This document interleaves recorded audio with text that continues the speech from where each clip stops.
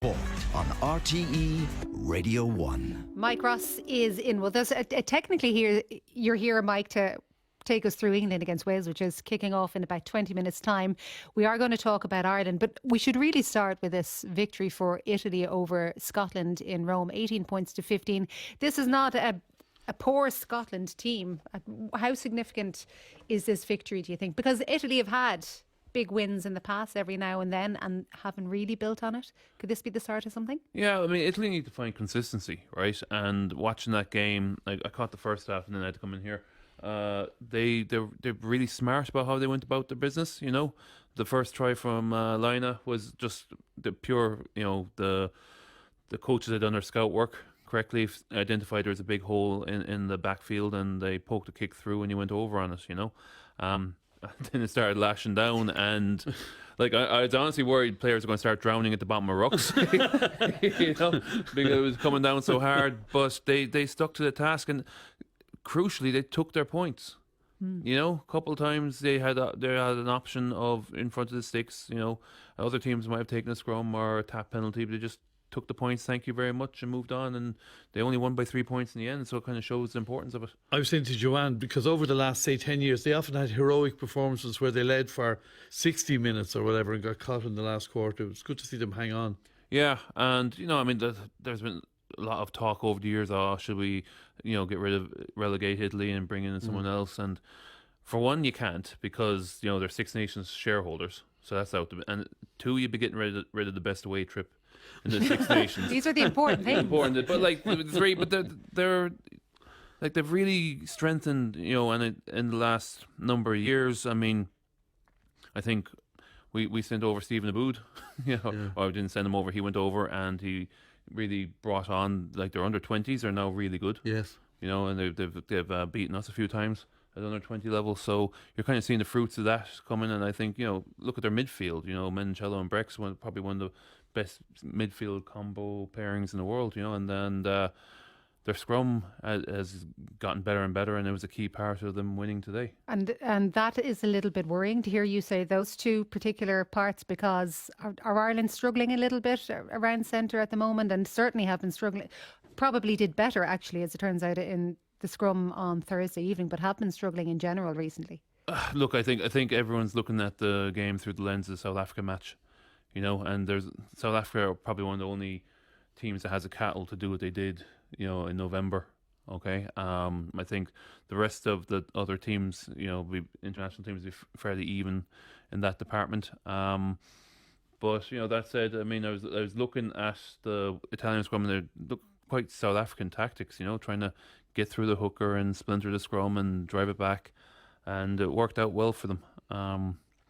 But yeah, look. How do you reflect on our front row in Paris? I thought they did well. You know, like France haven't been, like, you know, France historically have been a hugely dominant force in the scrum, but you know, the present personnel with Antonio being out, it's not the same. You know, they don't have the same firepower they once had. So to be honest, I wasn't too worried going into it that we were going to get dished up in the scrum. I thought we'd be fine, and we were fine. And it was good to see, you know, Jeremy Loughman had a good 40, 50 minutes, and then Michael Millen came on, had a bit of impact, scored a try. So, you know, I know it forced changes, but it really does give us a bit of opportunity to build a bit of depth there. Good. What does Milne have to offer? Because obviously Jeremy Loughman is a 30-year-old making a Six Nations debut. So really, if you're looking towards the future, it is the likes of Milne that Irish rugby is going to be relying on. I made my debut at 31. For Six Nations debut. So maybe there's a few more years there yet. That is unusual, though. It is unusual. You retired at 50. Yeah. No, you seem to have been there a long time. Yeah. That's because Ireland relied on him for so long. But say Milne is, you know, if you're contrasting Jeremy Loughman and Michael Milne, Milne's probably better around the park, right? More dynamic ball carrier. He has had his struggles in the scrum. But you know, if he gets that right, and it often takes them props a while to get that element right later on in their career, as we saw with Thomas Clarkson. You know, for like 2 years ago, you know, you would have wondered, well, you know, is he going to be a regular international? And sure enough, his development kicked in, and he's going well. Mike Milne was with Leinster, And the word was he needed to be playing more. So he went to Munster. He had been in the Irish squad. He goes to Munster, starts playing. Andy Farrell names an Irish squad, I think it was for New Zealand, 9 front row, and they were all Leinster. Mike Milne didn't get in, having moved to go and play. And I thought that was an awful message for him. You have to pick the best players too, you know. And Paddy McCarthy was like tearing down trees, you know. So, and he's a good scrummager and good around the park. So, but you know, I know, but the point I'm making is the message it sends to a fella. Yeah, but again, it has to come back to meritocracy. You know, I mean, so nine is well, if fair enough. if that's the way that the players are, the coaches rate them, then that's the way it is. Okay. But you know, we've had situations before. There's more of a mix, but then you know, Leinster play Munster, and who gets on top in the scrum is Leinster. So that's how they make the judgment calls. But yeah, I see your point. I mean, you want them to be rewarded for taking a risk and moving, but at the same time, you have to just pick the best players. Yeah, I was just afraid it would encourage fellas. Why would I move? And there's a criticism that's been had within Irish rugby circles. But again, if he stayed there, maybe he's getting no games. But that's the point. That's what I'm making. If he stayed in Leinster, but at least he's in the shop window. By the way, Gyökeres has just put Arsenal 2-0 up against Sunderland. We'll go over it in a moment to hear about it. But Mike, what you raised there is something that people within rugby have been raising. Jamie Heaslip was on with us a little bit earlier, and he was talking about whether to stick or twist, and he was talking about in terms of how Ireland play, but also Andy Farrell has been accused of conservatism in the past, particularly when it comes to one of the criticisms levelled at him is that he can be overly loyal to players, and obviously the counter argument has been what you've been saying just there. Well, is there anybody there good enough to come through? But how do you know unless he actually takes the big risk and the big gamble and says, off you go? Look, I think it hasn't helped, right, that Leinster have been so dominant, you know, October side in the interprovincial fixtures, okay? Because it's quite hard to go, right, I should pick this guy. Not this year, though. Not this year. No, but I said October side, okay? So that was the first time in a while. I mean, I think if you're looking at the head-to-head between Leinster and Munster in the last 20 games, it's like probably 15 to Leinster, 5 to Munster, right? So that's and that's where you put your hand up. You know, I remember when I was trying to come through, you know, Munster were the dominate force, right? So in order to get Leinster players on the team, you had to beat them and beat them regularly. And then, you know, I think it was Kidney at the time would eventually change his mind. But it takes a while, and like coaches always be reluctant to jettison a player who's performed from in the past. So they need, you know, a few data points to go, right, he's off form, I need to give it someone new go. But they'll always try to see, well, can I get him back to where he used to be? But does it get to a point where the national team is struggling to really progress and something has to be done, regardless of all of those bits and pieces? Yeah, and I think you're seeing bits of it now. You know, Connacht are taking on a few Leinster players. You know, for Kieran Frawley's going down there. You'd imagine if Stuart Lancaster wasn't there, I wonder would that be the same thing? Well, that's part of the draw. I mean, like think about Ulster last year, right? Absolute mess.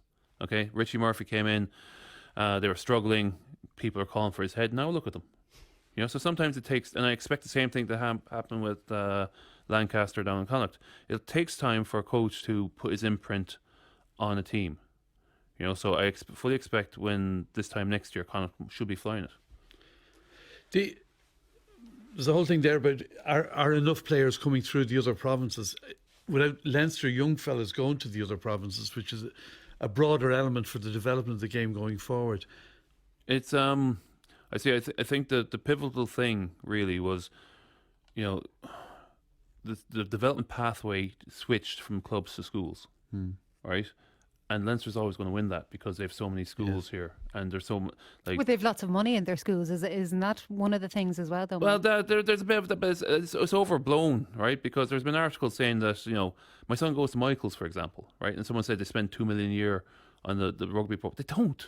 They absolutely don't. It might be a quarter of that. Well, there was a really good piece with Ryan Baird a couple of years ago, and he was at one of the top schools.